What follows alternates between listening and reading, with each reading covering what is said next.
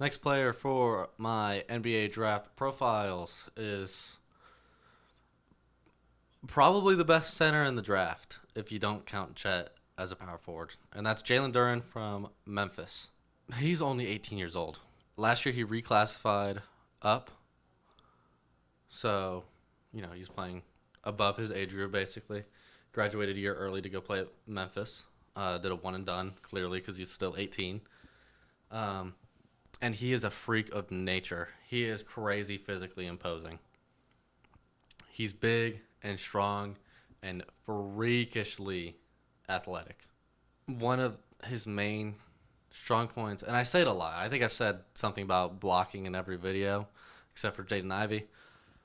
But he has excellent shot blocking ability.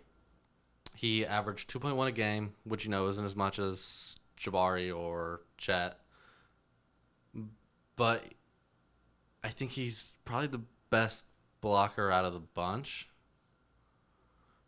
He had a 9.9 block percentage. So 10% of the time, if you put up a shot around him, he was blocking it. Pretty much. He has great timing. Maybe the best in this draft class. His intimidation alone alters shots because he's so big. I think he's only 6'10", but he jumps out of the gym, and he's big and strong.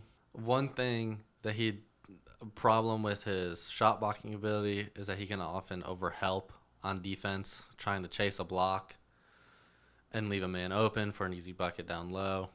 He's pretty good on the perimeter and defense. He limits his movement with his feet, so he's not biting on every move.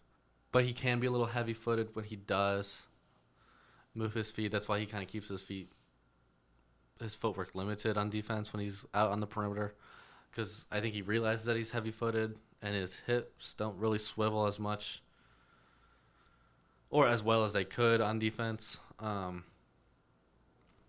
He's often a step or two behind the guard by the time he opens up his body to stay down, but he's so athletic that he can often come back and get the chase down block off the backboard or just swat it out of bounds.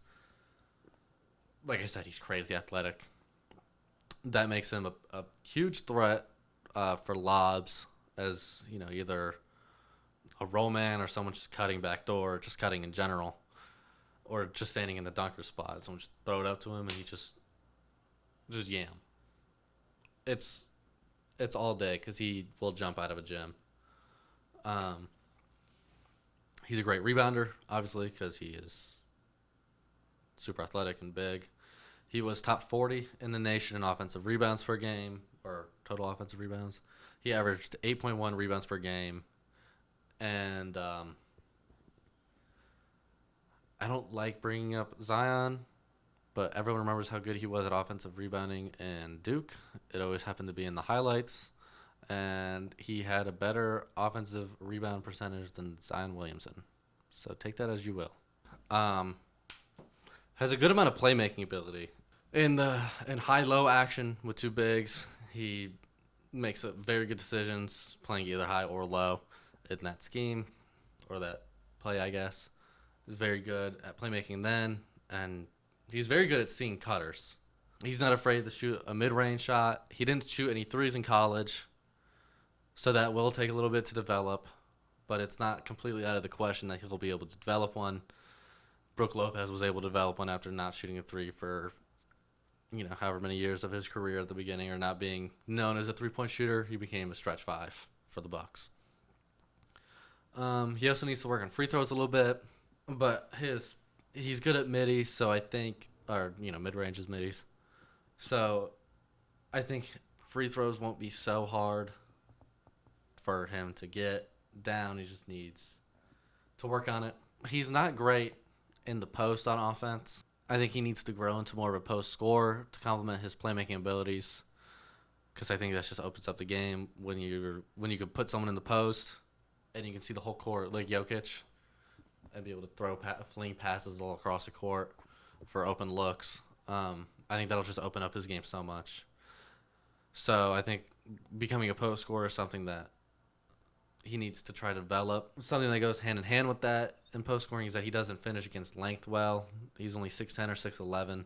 He's got a freakishly long wingspan, and he's very athletic, but his touch around the rim when he's being challenged is a little iffy, I'll say.